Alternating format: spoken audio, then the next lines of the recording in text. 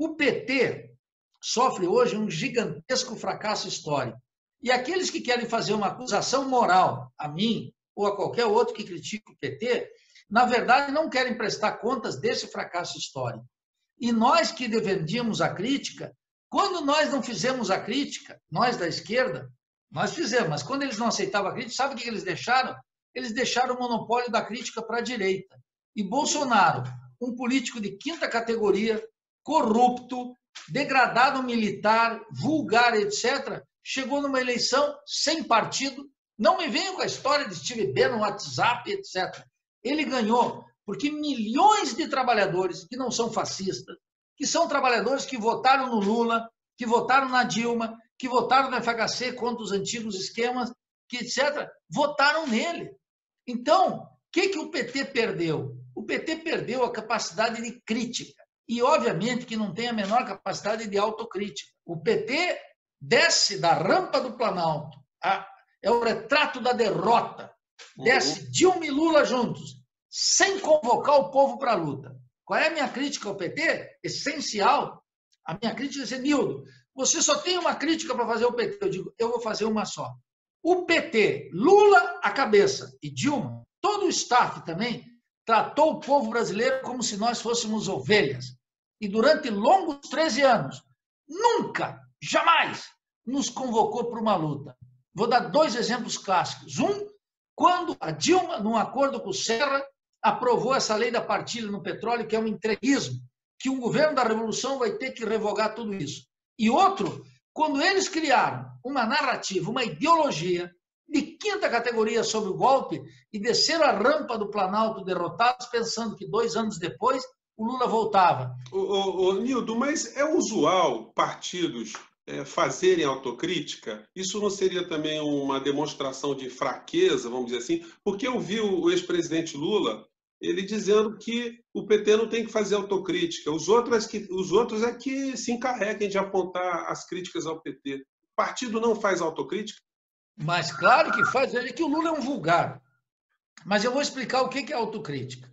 Quando a Igreja Católica, o Papa Bergoglio, e mesmo a Igreja, com papas conservadores, quiseram se redimir dos crimes que cometeram contra os povos indígenas aqui no continente latino-americano, quando em 1992 se cumpriu os 500 anos da conquista, essa é uma autocrítica de natureza moral, sem impacto algum.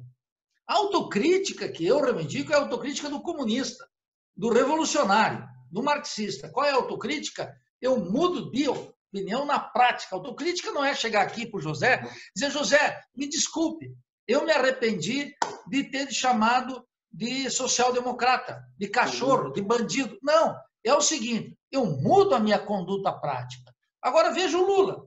O Lula saiu da cadeia e começou a dizer assim, vai radicalizar. Aí ele começou a dizer, Bolsonaro tem que terminar o mandato. Depois ele disse, não, temos que ir para o impeachment. Depois ele disse, não, não tem que ir. Quer dizer, o Lula é uma biruta de aeroporto. Ele fica vendo o país de acordo com o seu próprio interesse. Ele não olha o povo brasileiro. E um dia encontrei o Lula aqui, no meu bairro, num salão da igreja católica, fomos fazer um carreteiro, porque o partido se financiava assim. Não tinha fundo eleitoral, fala aí para a base.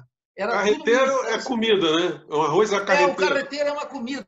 É um arroz com uma gingazinha de carne para dizer que estamos comendo alguma carne que era tudo baratinho para arrecadar finanças. E eu encontro o Lula e nós nos comunicávamos não assim como nós estamos fazendo agora, porque não tinha isso aqui. Não tinha nem e-mail, não tinha YouTube, não tinha StreamYard, não tinha Moodle, não tinha nada. Não tinha Facebook, não tinha Instagram. Então, hoje eu posso falar mal e fazer crítica e discutir que todo mundo escuta. Antes não tinha. Quem dava voz para o Lula? A Veja, a Folha, o Globo, a Isto É, etc. O Estadão. E o Lula desceu o pau contra a luta armada em El Salvador. E eu encontrei o Lula, quando eu entrei aqui, estava entrando ele, a ex-senadora Edili Salvati, aquele séquito. Então, eu olhei e fui direto nele, Lula, essa declaração aqui. Ele falou, não fui eu que dei. Eu falei, então você deu uma declaração dizendo que não é a tua posição, mano. Ele falou, não fui eu que dei, mas é o que eu penso. Quando ele disse isso, eu fui na jugular dele. Falei, então você é um cínico. Como é que você me diz uma coisa, Abel? Você não está arriscando a tua vida nas montanhas de El Salvador. Você não está enfrentando o Pentágono e aqueles milhões de mortes daquela sangrenta, 280 mil mortos desaparecidos, com massacres violentos em El Salvador. Eu tive agora, ano passado, lá.